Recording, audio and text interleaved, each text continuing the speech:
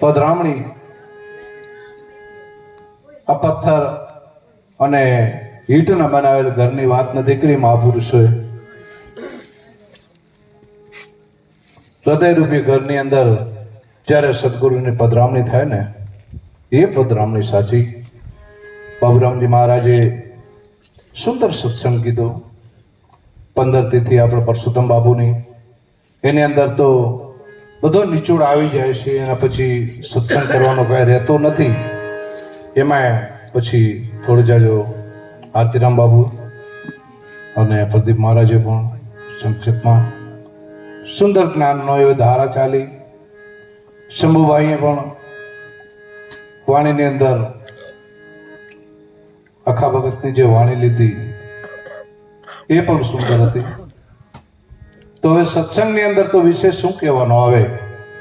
વેદ, કદાચ 4 વેદ આપણે કંઠસ્થ થઈ જાય તો પણ પરમાત્માની પ્રાપ્તિ થતી નથી. વેદને સમજવા માટે, વેદને જાણવા માટે આપણે ગુરુ પાસે જવું પડે.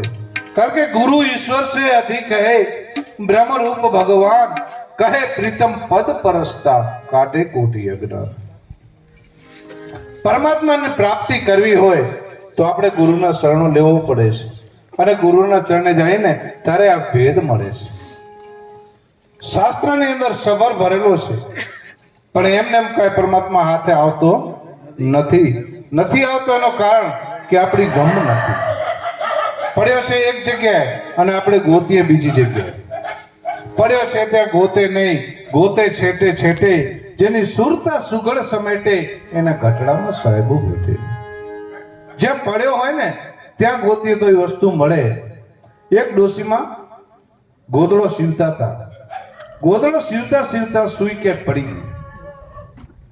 એટલે એને વિચાર કર્યો કે મારી સુઈ ક્યાંક પડી ગઈ છે. એટલે એ બહાર આવી રોડ લાઈટ બળતી હતી ને ત્યાં ગોતવા માંડ્યા. ગોતતા ગોતતા ગોતતા ઘણી વાર થઈ ગઈ તો 2-4 મહાપુરુષો ત્યાંથી પસાર થયા. એટલે કીધું, માજી તમે શું ગોતો છો? તો કે બેટા મારી સુઈ અહીંયા પડી ગઈ છે એટલે ગોતું છું. એટલે એને કીધું હાલો આપણે એમને મદદ કરાવીએ, જલ્દી મળી જાય. તો બધે ખૂબ ગોતી, ધૂળ ફેંદી નાખી બધી, પણ સુઈ મળી નહીં. પછી એક મહાપુરુષ હતા, એમને પૂછ્યો કે માજી તમે કયો તા ખરા કે કઈ જગ્યાએ સુઈ પડી, તો એ જગ્યાએ અમે ગોતીએ તો જલ્દી મળી જાય. તો કે બેટા ઘરમાં પડી ગઈ છે. અરે રે રે, ઘરમાં સુઈ પડીને તમે બારે ગોતો છો? તો કે ઘરમાં અંધારું છે એટલે હું અજવાળામાં ગોતું છું. તો ઘરમાં જ્યાં સુધી અજવાળો ન થાય ને ત્યાં સુધી સુઈ મળે એવી નથી. આ સુઈ ક્યારે મળે કે આપણા ભીતર ઘટની અંદર અજવાળો થાય, પ્રકાશ થાય. તો આ પ્રકાશ કોણ કરે? સંતો કરે.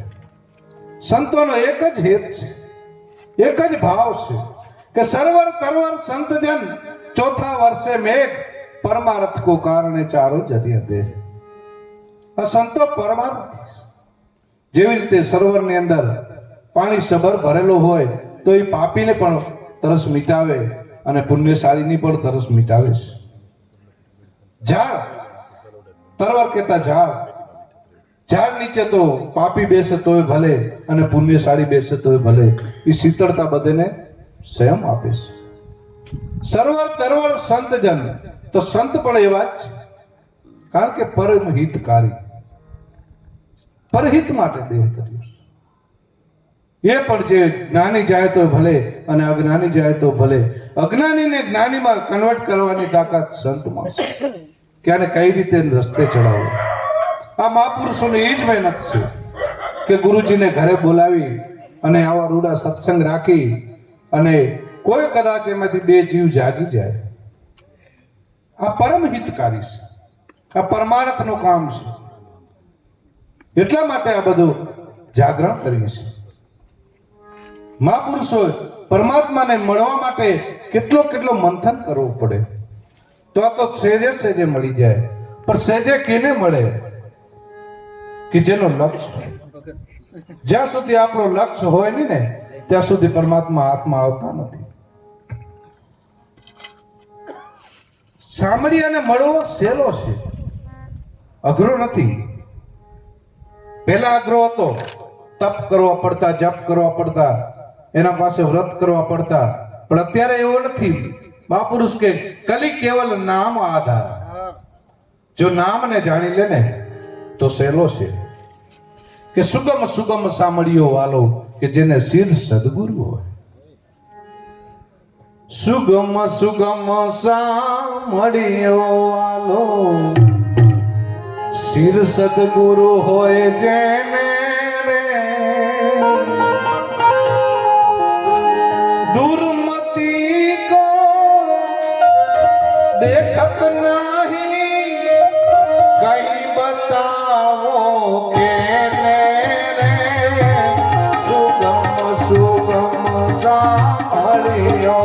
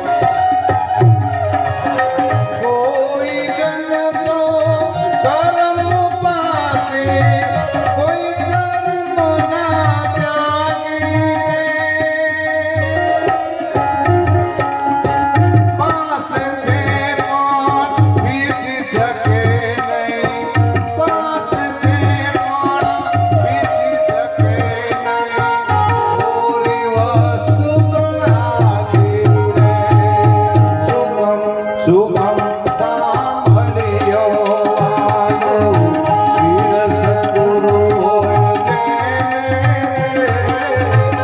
દુર્મતી કો દેખત નાહી, કઈ બતાવો કેને, સુગમ સાંભળ્યો વાલો.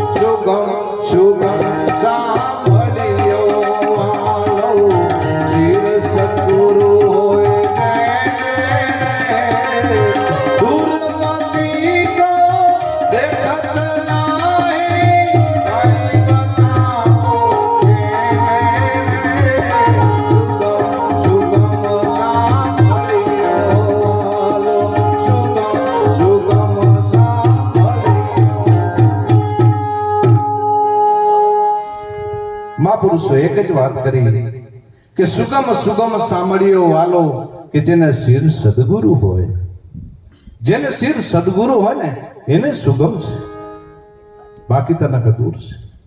કે દૂર મતી કો દેખત નાહી, કઈ બતાવું કેને. હવે કેને કેવું? જે સાંભળે ને કે, જેને ભૂખ લાગી હોય ને એ માંગણી કરે, અને ભૂખ લાગ્યા હોય એટલે એમને જો આપી દે ને તો એને કઈ ખાવામાં કામ આવતો નથી. એટલે મહાપુરુષો કે સુગમ સુગમ સાંભળ્યો વાલો, કે જેને શિર સદગુરુ હોય, જેને દૂર મતી કો દેખત નાહી, કહી બતાવું કેને. કેને કેને કેવું? પણ સાંભળ્યો કેવો છે? અરૂપ છે પણ રૂપ અનુપમ.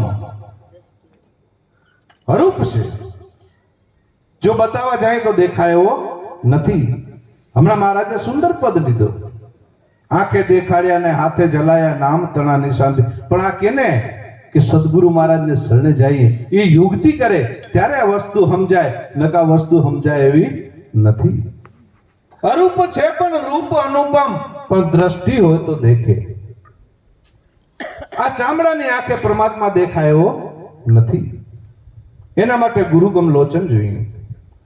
જ્યાં સુધી ગુરુના ચરણે ન જઈએ, તન મન ધન અને શીશ અર્પણ ન કરીએ, અને જ્યારે ગુરુ મહારાજ દિવ્ય દ્રષ્ટિ આપે, આ ચરમ ચક્ષુ નાશ થઈ જાય, અને દિવ્ય દ્રષ્ટિથી જ્યારે જોઈએ ને ત્યારે સબદ પરમાત્મા દેખાય છે, કોઈ જગ્યા ખાલી નથી.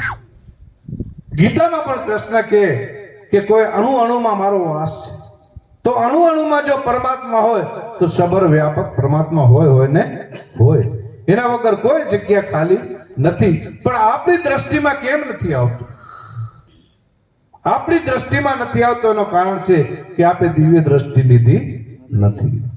જ્યાં સુધી આ ચક્ષુ છે ને ત્યાં સુધી પરમાત્મા દેખાય નહીં. ચામડાની આંખે શું દેખાય? માયા દેખાય, રૂપ દેખાય, પણ પરમાત્મા દેખાય એવો નથી. પરમાત્મા તો ગુરુગમની જ્ઞાન હોય ને તો જ પરમાત્માની પ્રાપ્તિ થાય એવી છે. અરૂપ છે પણ રૂપ અનુપમ, દ્રષ્ટિ હોય તે દેખે, પાસે છે પણ પીસી શકે નહીં એવો અગમ અલેખ છે. પાસે મૃગલાની નાભીમાં વસે કસ્તુરી, મૃગલો દોડતો ફરે, દોડી દોડીને થાકી જવાનો, એમાં તારો કાંઈ નહીં વળે, ગુરુના ગુણ ગાયા કારજેના સરે. મૃગલાની નાભીમાં કસ્તુરી છે, પણ એ સુગંધ માટે વનોવન ભટકી ભટકી અને પોતાના પ્રાણ નિશાવર કરી દે છે, પણ કસ્તુરીના હાથ આવતી નથી. સત્તાર સાહેબ પણ કે તારા રે ઘટમાં પિયુજી બિરાજે, જોને અંતરપટ ખોલી આ હૃદયમાં વસ્તુ છે અણમોલી. આવી કઈ અણમોલ વસ્તુ છે એ પણ હૃદયની અંદર, એના વિશે પણ કદાચ આપણે થોડો મંથન કરીએ ને તો સમજાય એવું છે, તો આપણને જાણવા મળે.